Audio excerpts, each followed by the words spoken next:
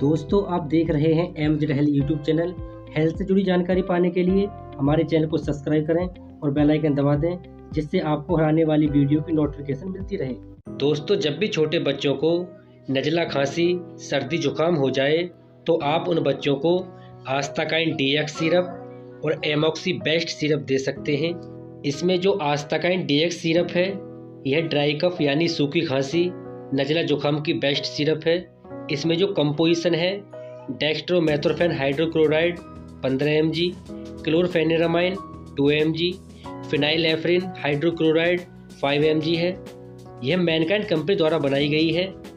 यह आपको 60 ml की सिरप 64 रुपये में किसी भी मेडिकल स्टोर पर आसानी से मिल जाएगी। इसमें दूसरी जो सिरप है, एमॉक्सी बेस्ट CV, यह एक एंटीबायोटिक सिरप है।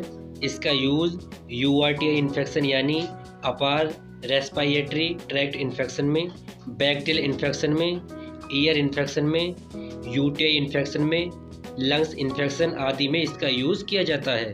इसमें जो कंपोजिशन है, एमॉक्सिसिलिन 200, पोटेशियम क्लावुलानिक एसिड 28.5 mg है। यह केवल बच्चों में यूज़ की जाती है। इसको जो मैन्युफैक्चर किया है वो बेस्टोकेम फार्मा ने किया है। यह 30 ml की सिरप आपको 50 से 60 रुपये में किसी मेडिकल स्टोर पर आसानी से मिल जाएगी।